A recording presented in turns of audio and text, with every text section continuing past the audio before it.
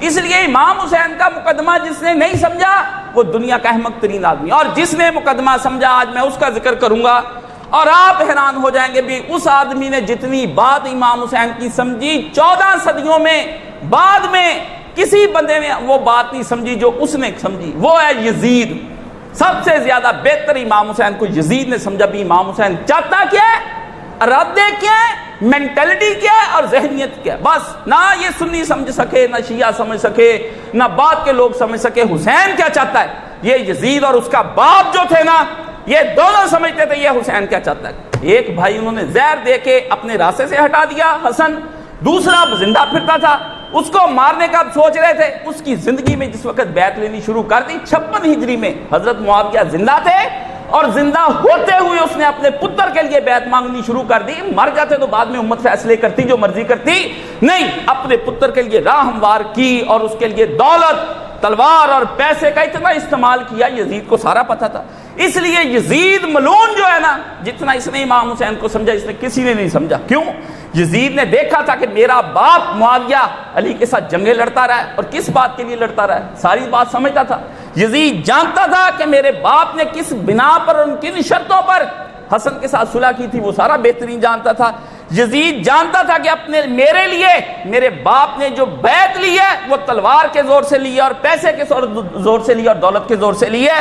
اس لیے یزید نے امام حسین کو قتل کرانے کے بعد کوئی صفائی پیش نہیں کی۔ آپ دیکھیں سارے صفائیاں سیاستدان پیش کرتے ہیں بھی یہ ہم نے اس لیے کیا، برے سے برا سیاستدان بھی اپنے برے سے برے فعل کے لیے بھی کوئی نہ کوئی بات اور وضاحت بیان کرتا ہے، لوگ بھلے اس کو جھوٹ سمجھیں۔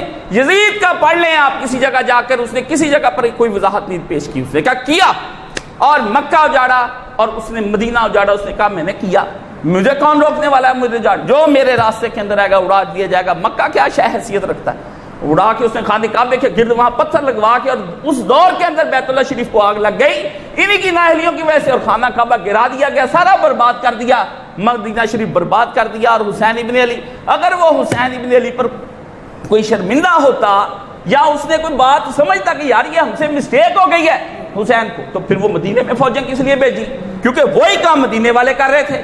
پھر اس نے مدینہ اجاڑنے کے بعد اگر سمجھتا یار مجھ سے غلطی ہوگی، پھر اسے مکے فوجیں کس لیے بھیجی۔ یہ دنیا کا بکواس ترین جھوٹ ہے کہ وہ کہتے اس کو کوئی خبر نہیں تھی، ایک ایک منٹ کی خبر تھی، اس کے سامنے پوری تاریخ تھی، اور اتنے جاسوس تھے اس کے کہ امام حسین کے بھی اتنے جاسوس نہیں تھے۔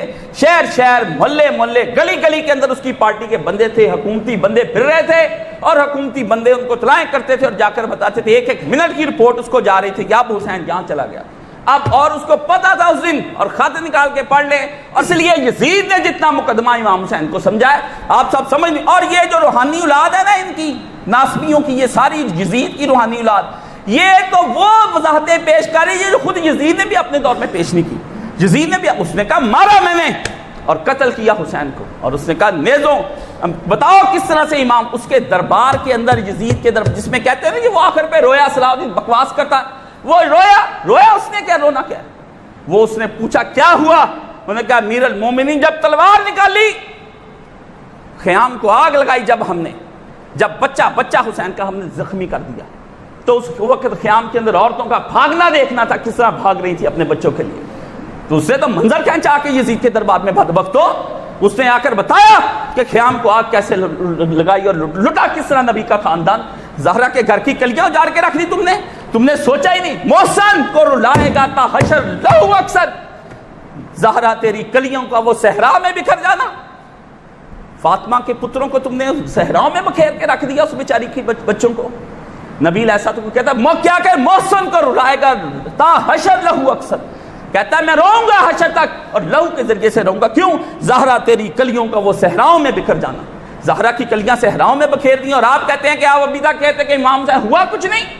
نبی نے کس لیے جھولے جلائے اور کس نبی نے اس کے لیے، جب وہ اذان کا سدا حسین ابن علی اٹھ کھڑا ہوا۔ اور اس بات میں میری آپ بات سمجھ لیں، یزید نے کوئی نہیں کہا، اور حسین یزید سے زیادہ باخبر، یزید جو حسین سے زیادہ باخبر تھا کہ کیا چل رہا ہے۔ کیوں؟ 5 سالہ دور 56 ہجری سے لے کر 61 ہجری تک اس کی نظر میں تھے۔ اس لیے یزید ملعون نے کوئی اپنے 3 واقعات کی کوئی اس بندے نے کوئی وضاحت پیش نہیں کی۔ اس نے کیا اور اس نے کہا میں نے کیا اور ڈٹ کر کیا اور کر لو میرا تم لوگوں نے کیا کرنا، اور حکومت کچھ نہیں کر سکی۔ ہاں یہ ہوا حسین ابن علی کو کربلا میں تڑپا تڑپا کے نبی کے نواسے کو، نبی کے یاد پیارے کو، جس کے لیے رسول نے دعائیں کی اور گودی میں اٹھایا، اس حسین ابن علی کو تڑپایا کربلا میں۔ اس کے بعد صحابہ کرام کی اولادوں کو، ان کے بچوں کو، ان کی بیٹیوں کو ذبح کر دیا مدینہ شریف کے اندر، اور مدینہ شریف کی مسجد نبی اجاڑ دی جہاں پر ریاض الجنہ میں جا کر نفل پڑھتے ہیں۔ کلین اٹھا کے دیکھو، ان کلینوں کے اندر خون ہے، خون۔ میں جب مسجد نبی میں جاتا ہوں مجھے وہ ریاض الجنہ کے اندر خون نظر آتا ہے، مجھے ریاض الجنہ اجڑا ہوا نظر آتا ہے۔ ممبر رسول کو آگ لگانے کی کوشش کر دی، 3 دن تک مسجد نبی میں نماز نہیں ہوئی۔ آپ بے حیا ہیں، بے غیرت ہیں جو اس وقت کہتے ہیں کہ امام حسین کے، یہ اکیلے امام حسین کا محبت وحی 2 علاقے دنیا کے اندر جہاں پر وحی اترتی رہی، یا مکہ یا مدینہ، اس نے دونوں علاقے اجاڑ دیے جہاں وحی اترتی رہی ہے۔ آپ بیوقوف ہیں، جہاں قرآن اترا ہو 2 علاقے، اس کے علاوہ دنیا میں کوئی نہیں، اور 2 علاقوں کے علاوہ کہاں پہ وحی اتری ہے بتائیں رسول اللہ پر ان 2 علاقوں کے اندر مکہ اور مدینہ میں وحیاں اترتی رہی ہیں، اور وحی کا اکثر حصہ نبی علیہ السلام کا اس پر اترا، اور رسول اللہ صلی اللہ علیہ وسلم کے ان دونوں علاقوں کو اجاڑ، جہاں سے دین چلنا تھا، جہاں سے دین کا آغاز ہونا تھا، جو یونیورسٹیاں تھی 2 مسلمانوں کی، اور جہاں سے آپ نے دین لینا تھا، اور آج آپ کی اولادیں بے غیرت اور بے حیا اور حرام زندگیاں جو کرتی پھرتی پوری دنیا کے اندر، یہ ان 2 یونیورسٹیوں کو اجاڑ لینے کے بعد تمہارے پلے میں رہا کیا؟ تم آکسفورڈ اور کیمبرج میں دھکے کھاتے پھرتے ہو۔ کس طرح سے نبی کا دین وہاں تھا، اور جا کے صحابہ کی بیٹیوں کی بے عزتیاں کی گئی، اور جو ان کے ساتھ ظلم کیا گیا، یہ تاریخ کا حصہ ہے، اور جا کر پڑھ لیں، تاریخ نہیں، محدثین نے اپنی کتابوں میں فتح الباری نکال لیں، عون المبود نکال لیں، تحفۃ الحافظی نکال لیں، کوئی کتاب دنیا کا کوئی شارع عربی، وہابی، بریلوی، دیوبندی، شیعہ، کوئی ہو جائے، حنبلی، مالکی، شافعی، زیدی، جعفریہ، بازیہ، کوئی آ جائے نکال کے دکھائیں اس نے شرح لکھی ہو اور اس کے اندر اس نے واقعہ ہرا کا ذکر نہ کیا ہو، مدینہ شریف کے اور مکہ شریف کے اجڑ جانے کا ذکر نہ کیا ہو، اور اس آیت کے تحت قرآن مجید میں جس میں آتا ہے جو لوگ یہ چاہتے ہیں کہ اللہ اور اس کے رسول کو اذیت دے، اللہ فرماتا ہے ان کے لیے میں سورہ محمد نکال کے پڑھنے، ان کے لیے عذاب اشد میں دوں گا۔ اور حضور نے کہا نہیں کہ مجھ کو جب حسین روتا ہے تو اذیت ہوتی ہے، بچہ کس لیے رویا؟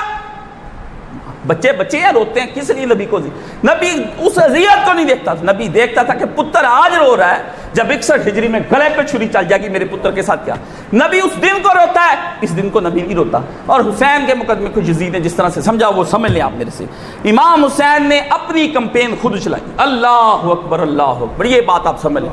جس دن خط آیا حضرت معاویہ کا انتقال ہو گیا، اسی دن رات کو گورنر تھا مدینے کا، اس نے بلا کے امام حسین کو خط دکھایا، اس نے کہا کہ یزید نے کہا بیعت لو حسین کے ساتھیوں سے، اگر بیعت نہیں کرتے فلاں رخصت، 1 منٹ کی رخصت ہی دینی، ان کو رگڑ دو، ان کو وہیں پہ رکھ کے۔ وہ تو امام حسین نے کہا صبح ہوگی ہم دیکھیں گے، مروان وہاں پر بیٹھا تھا، اس نے کہا بیعت آج لے لو حسین سے، بعد میں حسین سے بیعت لینی مشکل ہو جائے گی، آج تو قابو چڑھا ہوا ہے۔ آپ نے تلوار نکالی، فرمایا چپ کر، گردن یہی تیری اڑا دوں گا اگر تو بولا تو۔ میرے ساتھ جوانان بنی ہاشم باہر کھڑے ہیں، میں نے کہا تھا کہ اگر ٹیڑھ پھیڑ کریں اندر آ جائیں اور میں ان کو لٹا دوں، اور چلے گئے امام۔ رات ہی امام حسین نے اپنا سارا قافلہ اٹھایا اور چلے گئے۔ کہتے جی کوفیوں نے خط لکھے، سوال اٹھائیں سوال، اگر امام حسین کو کوفیوں نے خط لکھے تھے کہ آجا اور ہم بیعت کرتے تیرے ہاتھ پر، تو امام حسین ڈائریکٹ مدینے سے کوفہ گیا کیوں نہیں؟ مدینے مکہ کے لینے کے لیے گیا؟ سوال اٹھائیں، سوال کسی کا نہیں، سوال مجھ سے پوچھیں امام حسین کا۔ اور یہی ایک دنیا کا سبق ہے جو میں نے اپنے استاد سے سیکھا، باقی مجھے بھول بھی جائے دنیا کے سبق وہ میں نے کیا کرنے، یہ ایک سبق ہے جو میں نے استاد سے بیٹھ کر سیکھا، اور 22 سال کی عمر تک سیکھتا رہا کہ حسین کیا تھا۔ شیعہ سنی 2 فرقے بن گئے، آپس میں ٹکرا رہے ہیں، یہ کیسے متحد ہو جائیں گے؟